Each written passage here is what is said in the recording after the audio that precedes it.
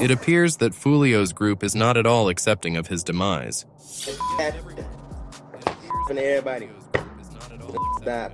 They're going all out to find ATK members and taunting them about hiding and running on Instagram. With live shooting, they're really stepping it up.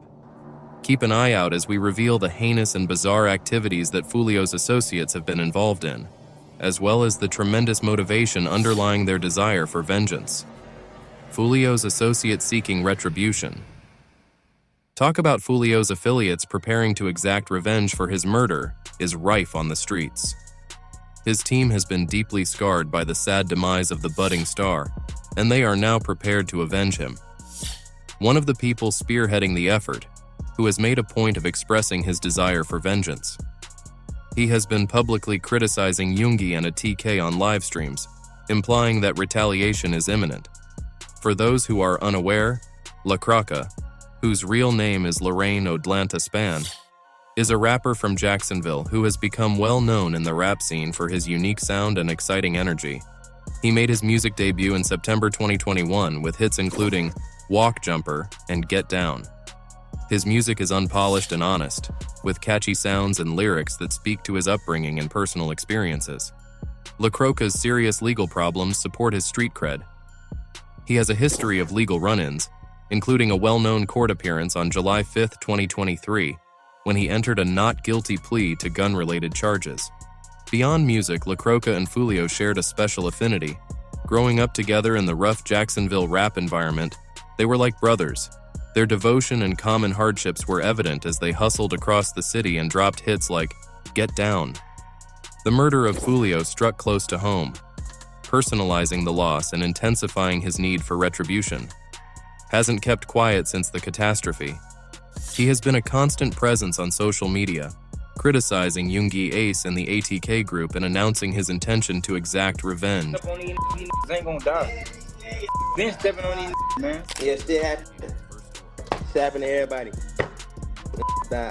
This is interpreted by many as a blatant indication that ller is preparing a counterattack against Yungeen, who is most likely responsible for Foolio's death. In addition, ller has gone live to suggest that he has been tracking down his adversaries and accusing them of hiding. All these new age gangsters, all these old, they high, not in the city, not in the city. Yungeen Ace has allegedly been avoiding Jacksonville out of fear, according to ller. But ller is expressing his fury on more platforms than simply live feeds. In addition, he hinted at retaliation in his most recent diss track, demonstrating to everyone his seriousness about getting even with Foolio. ller just released a song called 50K with Foolio on it. Among Foolio's final compositions, this song is filled of combative lyrics that seem to be directed at Yungeen and Ace, hinting at preparations for retaliation. ller expresses his sorrow over losing close friends like Foolio and 50K, and makes a commitment to do something about it. Lines like, "Man them play when they took my brother, now it's time to spin, bouncing bodies back kill for 8, and left 100 shells are examples. Indicate with clarity the developing cycle of retaliation and violence in their neighborhood. The song seems to be a direct shot to the ongoing feud between Yungeen Ace's ATK gang and Foolio's squad. ller and his group appear to be preparing for a counterattack, judging on the release date and the intense lyrics, which include the words, "God forgive me, know I'm living wrong, but I gotta sin." ller isn't the only person seeking retribution, though. Another close associate of Foolio, Kojak, is also suspected of hatching revenge plans. Rapper Kojak, a rising star in the Jacksonville rap scene, is well known for his unwavering devotion to Foolio. Like ller, Kojak and Foolio had known each other for a very long time and had a close relationship. Mutual respect and common experiences, both in music and on the streets, form the foundation of their partnership. Talk about that relationship with you and Julio, like been around my whole life. Kojak had been incarcerated since 2021 for gun possession when Foolio was killed. The internet is already ablaze with rumors that Kojak, who is expected to be published this year, will get revenge on Foolio for his passing. Many members are returning home in the next year or two, a Reddit user noted. Among them, Kojak is essential since he will undoubtedly spend money on Foolio. Kojak has made it apparent through his music that he has no problem exacting revenge on his buddies. He raps in his song, "Ain't Safe." How are you swinging by if you're not sliding for your dog? It appears that the retaliation may have already begun. A lot of what's the Yungeen Ace? His boys. Yeah, been dropping like 6 of them. Darius Beal, who frequently teams up with ATK, was recently hit. People claim that this is the first shot that has been fired. Beal was out in the Orange Park parking lot of the Laurel Grove Apartments getting even with Foolio when he was shot several times. A hospital later claimed his life. Though there is a lot of discussion on the street suggesting that this was blatant retaliation, the Clay County Sheriff's Office is characterizing it as a targeted hit and an isolated event. Not only was Darius Beal known to roll with ATK, but he was also thought to be Lil Leak's older brother.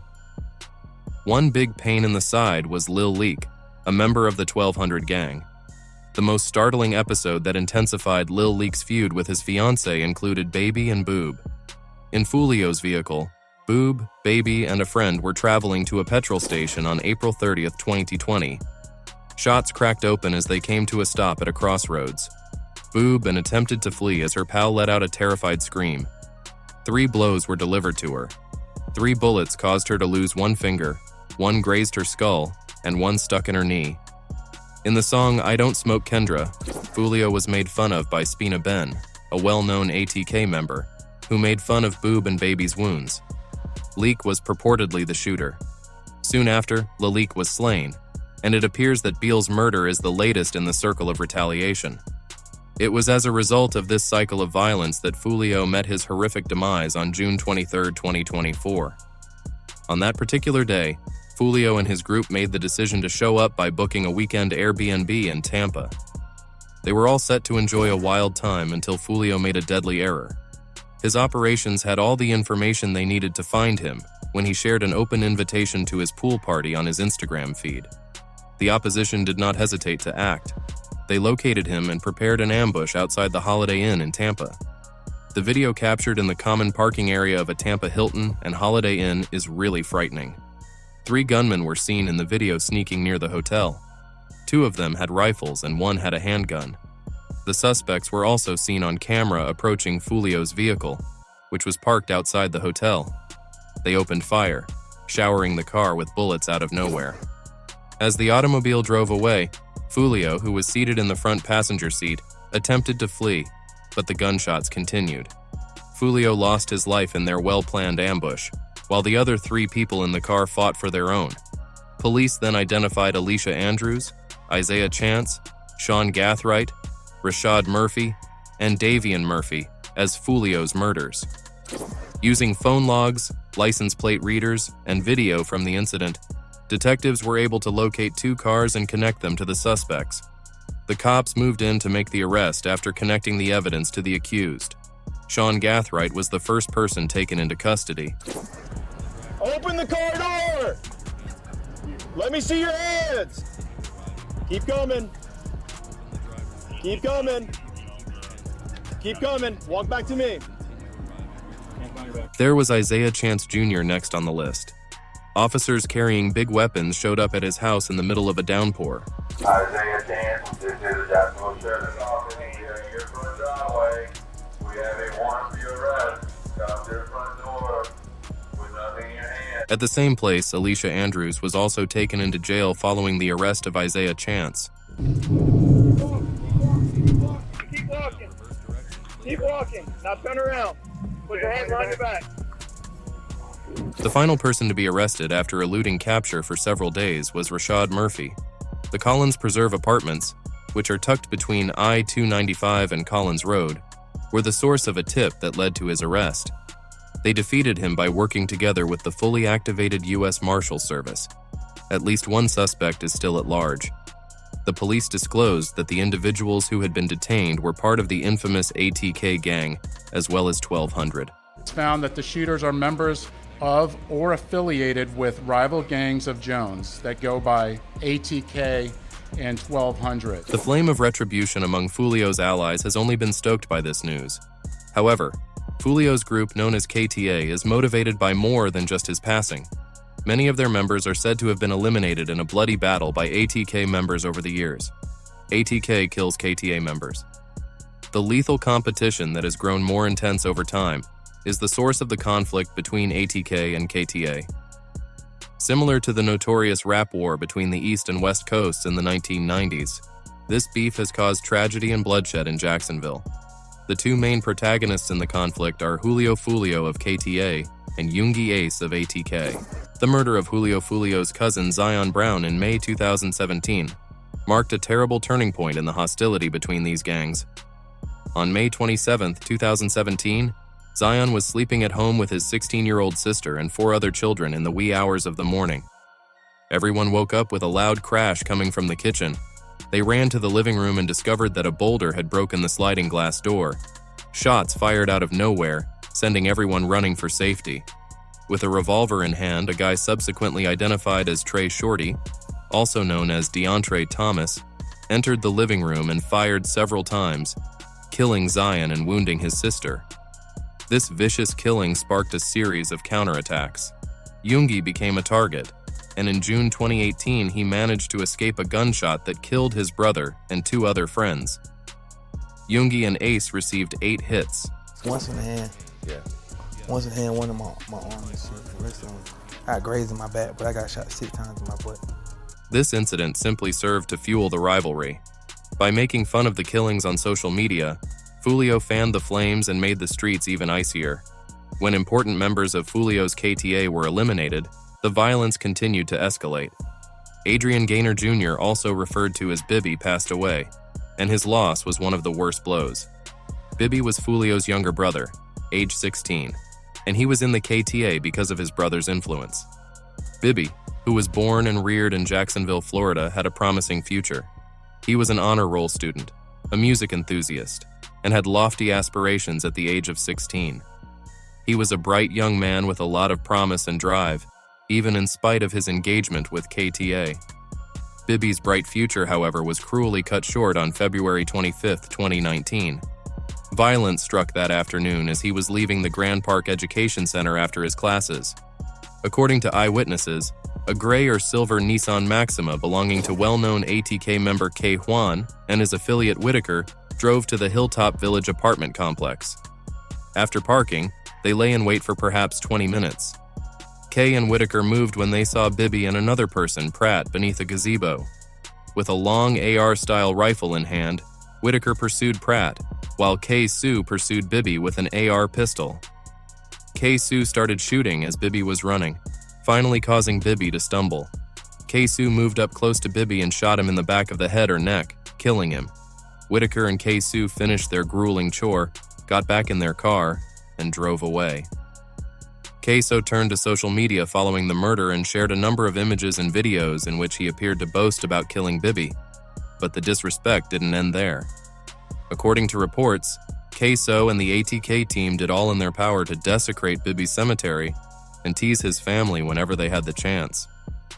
Tore up his grave, they spit on his grave, they urinated on his grave, they made fun of our rallies or whatever, they made fun of us marching, they mocked us every chance that they got. Hakeem Robinson, also known as Kay-So, was later identified as the shooter and accused of killing Bibby. However, Bibby wasn't the last KTA member to perish at his hands before the police arrived.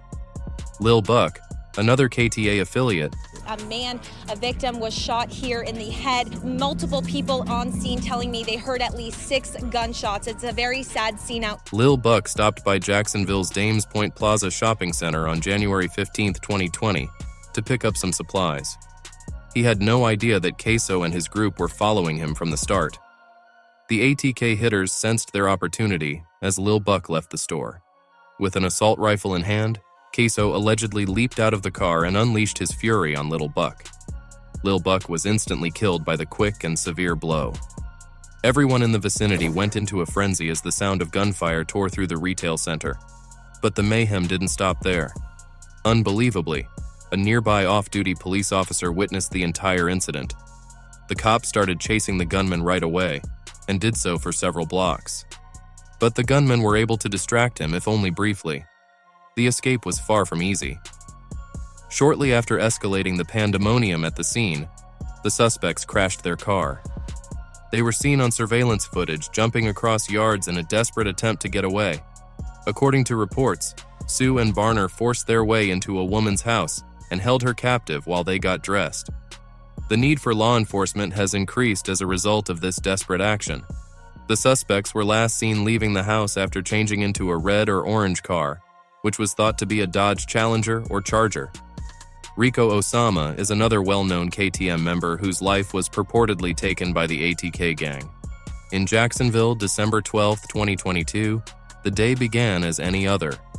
It was a calm afternoon until approximately 3:53 p.m. when shooting broke out in the area of the 6300 block of San Juan Avenue. The neighborhood's typical rhythm was disrupted by gunshots. A neighboring off-duty police officer heard the commotion and promptly notified the Jacksonville Sheriff's Office, which prompted a prompt response. They arrived to witness a horrifying sight. Rico was one of 3 adult guys who had been shot. Shells were everywhere in the Business Plaza parking lot, a clear reminder of the carnage that had just taken place. The terrifying scenario was caught on camera by a local business's security system. One of the victims was injured and was crawling across the street while clutching his side where the bullet had struck him. Seconds later, a man in a blue shirt appears from around the corner. He looks to be shot and drops to the sidewalk before crawling to a nearby business. EMS is seen arriving moments later. The man is one of 2 people hurt and underwent surgery. The victims were sent to the hospital right away. Rico found out too late. As the investigation went on, disturbing information came to light.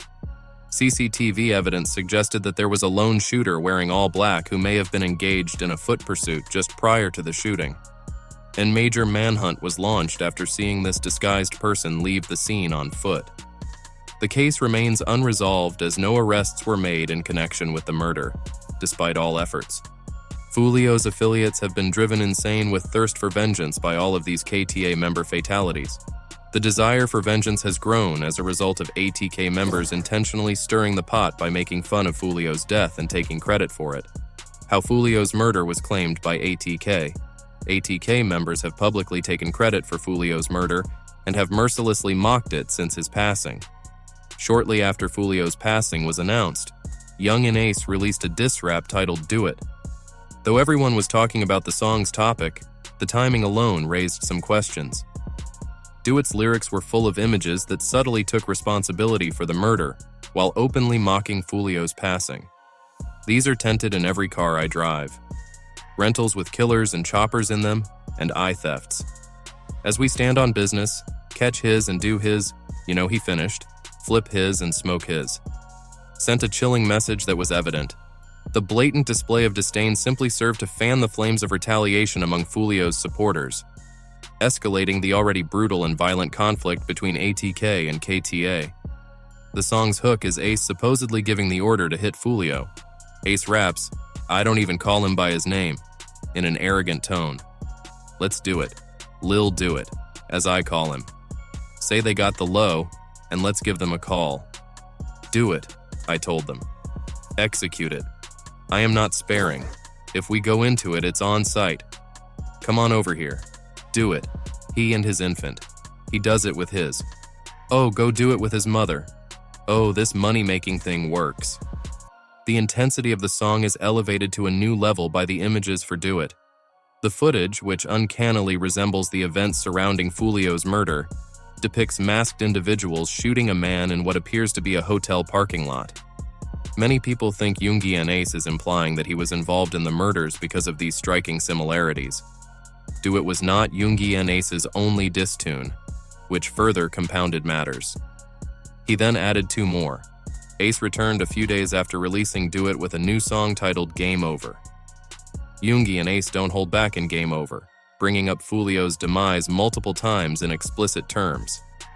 Ace provocatively states, "Y'all know I smoke dead people, man," at the beginning of the song. Do you understand what I mean? I also smoke 6. The reference to 6 inches is a clear dig at Foolio's group, 6 Block, of which Foolio is rumored to be a member. Among the 6 Block gang was Jones. With words like dead on the floor, dead on arrival, Mr. 6, Ace never lets up. I'm always yelling out the long, the 6. It's not just a song about getting even. It's a vicious jab directly against Foolio and his group, and he goes on from there. With 4 people in the car and one of them dead, Ace becomes really graphic. 3 were struck. They don't want to battle with this, I informed them. He makes it obvious that this is a personal matter by bringing up the night Foolio was removed. Ace goes one step farther, describing Foolio's passing in the song's lyrics. He raps, 556 raises the murder rate. Another body is approaching, put on a mask, and approach closely. This is yet another closed case. This song is more than simply music. It's a declaration of war that builds suspense and prepares listeners for the next installment of this vicious rivalry. Ready to Die has direct criticism of Foolio from Ace's bars. Among the notable lines is, "Face shot 12. They are not making any progress. All that running was done by you." That perished nonetheless. His dog is attempting to preserve his legacy. Here, Ace is making reference to Foolio's murder, mocking him even after he has passed on. The part about individuals attempting to preserve Foolio's legacy is directed to rappers who release songs in memory and support of Foolio following his death, such as Omerta 55 and La Croca. Many have speculated that Yungeen and Ace may have played a role in Foolio's demise as a result of all these diss recordings. Ace has continuously refuted these allegations, though. He adamantly maintained that he was not involved in it in a recent interview with DJ Academics. He acts as though I'm far behind. I'm not, though. I'm not lagging behind. The fire hasn't subsided despite his denial. Spin Events then presents Foolio as truly dead. It's not a joke. I am aware that they have stated as much. It's not a scam this time around, driving home their argument. In addition to inciting Foolio's supporters, the constant taunting and overt allusions to Foolio's death intensify the cycle of violence. Drop your thoughts and comments below and then hit that like and subscribe button, and I'll see you in the next video.